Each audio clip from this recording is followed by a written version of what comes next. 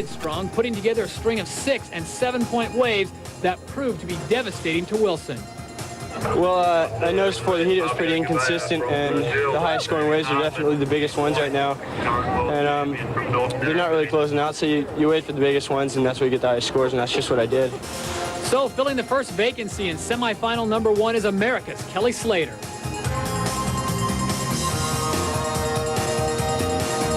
Quarterfinal number 2 saw world champion Damien Hardman against Brazilian Fabio Gouveia, whose smooth, snappy style was impressive, but no match for the performance of Hardman, who racked up the highest single heat score of the contest. He has the momentum, but will it be enough to beat Slater in semifinal number 1? Yeah, well, he's a real hard guy to beat. You know, he can make a 5-point wave into an 8. So, you know, I'm just going to keep doing what I'm doing and wait for the good ones and hopefully lift my game, try and surf better. So Damien Hardman, surfing in his home waters of Narrabeen, will now go on to try for his second Coke Classic victory. Only one thing stands in his way: Kelly Slater.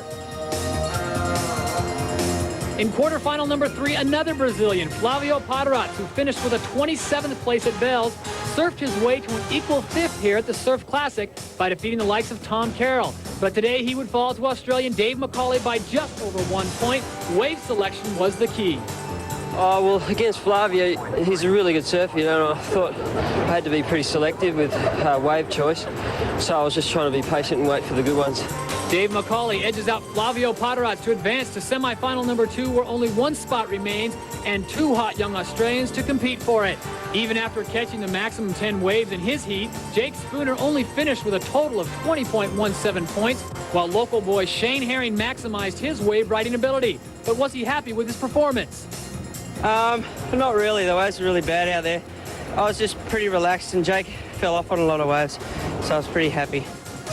Our 4th semifinalist is Shane Herring, who will meet Dave McCauley in semifinal 2, both just 1 heat away from the all-important final.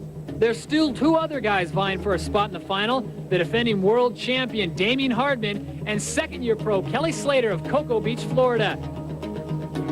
The hometown crowd may have been in Damien's corner, but that didn't stop Kelly from focusing in on the final and not looking back. He scored 2 7-point waves right away and forced Damien into a catch-up situation early. After putting a 30-point-plus heat under his belt in the quarters, Damien had created an act that would be too hard to follow. But in his fans' eyes, he's still the world champion. Well, that's the thing. It's, you know, Damien's world champion, and this is his home beach. And it's kind of his home crowd, so the momentum is usually with you at that point. And it's just a good feeling to be able to make the finals of the biggest contest of the year. So Slater is on his way to his first ASP final by upsetting 2-time world champion Damien Hardman. For Damien, the world title has been a goal since age 7. I don't know, I just went through the ranks in the amateurs in Australia. I competed in the North Narrabeen Board Riders and then in the amateur titles and just built my way up. While I was going through school, and then I finished high school, and I had the opportunity to do the world tour after I won the world amateur title in California, the junior one that is, and I thought I'd give it a go for a year, and I haven't looked back since. So it's Kelly Slater of the United States knocking off world champion Damien Hardman. Well, you know, Todd, Australia has produced more world surfing champions than all the other countries combined. This is true, PT, and it's a string that started with yourself back in